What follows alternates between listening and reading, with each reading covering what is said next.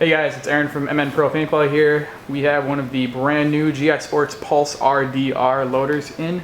We were fortunate enough to get some of the first shipment from GI, so we want to thank them for that first and foremost. There are a ton of features in this loader, so what we're going to do for you guys is show you the programming and how the loader starts up and run you through the menu system and all the stuff that you can alter and change and kind of make the loader your own and perform however you want it to perform.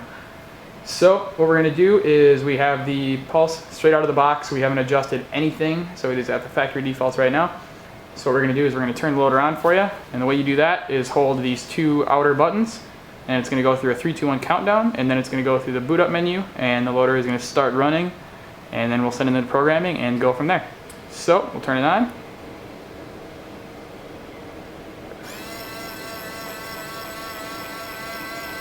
So now the loader is running. The way you go into programming mode is you hold this left button for about 5 seconds. But first we're going to explain here is you got the lower left, you have your battery indicator. In the middle, in the large numbers, you have the FPS readout for your chronograph. Top center is your shots fired, and top right is your average balls per second. So what we're going to do is we're going to go into programming mode by holding the left button again for roughly 5 seconds. And the loader will stop feeding. Alright, so we're in the menu system now. This is where you do all the programming and adjusting. There are 13 total options in the menu. They are in order: exit menu, game timer, set alarm, timer start, power saver, hot start, auto shutdown, speed boost, change display, version, language, factory default, and turn off. So what we're going to do for you guys is run through the whole menu, show all you the adjustment points and navigation and all the stuff that you can tweak. So obviously we're not going to exit the menu. To navigate through the programming, the two outer buttons are your up and down. So the right one is going to be the one you go down with. So we'll go into game timer. The center button is what you use to select the parameter you want to edit. Timer, pretty self-explanatory. You have your minutes and your seconds. You can adjust it to whatever you want. When you're ready with the timer that you have desired, you just hit the center button to lock that in. Next is the set alarm. Again, very self-explanatory with the minutes and the seconds displayed. Set it to whatever you want it to be when you need to know when you should move down the field and try to close the game out. Again, hit the center button to lock that parameter into place. Next, we'll go down to timer start. What this is going to do is it's going to tell the loader when it should start your timer. The options here are ball, button, and button. So a ball is when you take a shot and it feeds a ball through the feed neck. That's going to start the timer. Ball button means it's going to take either one to start it, and button obviously is just the button to start it, and that's going to be the center button to start the timer. So when you're ready with that, you hit the center button to lock it in. Next is power saver. Power saver is how long the screen stays on the pulse when you are using it. By default, it's set to 30 seconds from the factory. You can have it be on, have it on for 10 seconds, 30 seconds, 60 seconds, or off. Off is going to leave the screen on the entire time you have the loader on.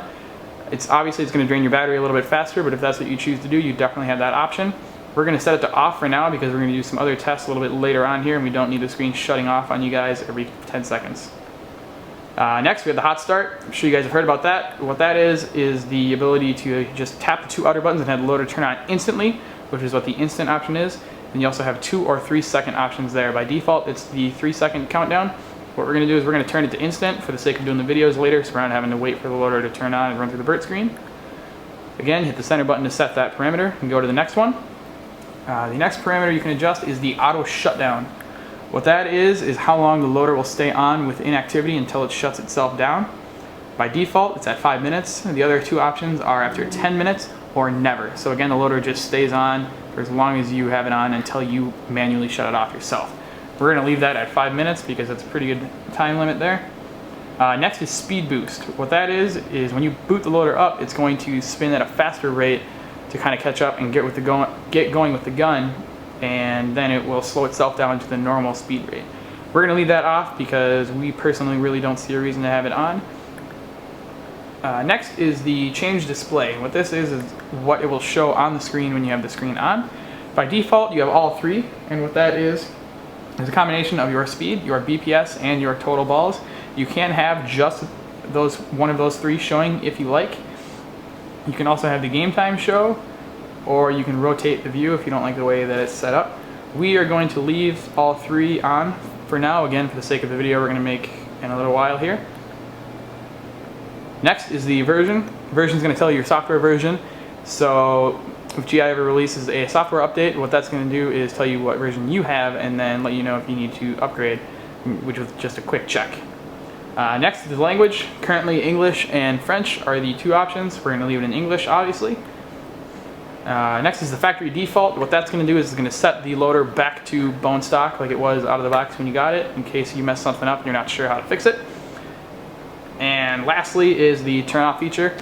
So again, all you're going to do is hit the center button to shut it off. And just to show you guys how the hot start works, we're going to tap the two outer buttons here and it's going to boot up right away.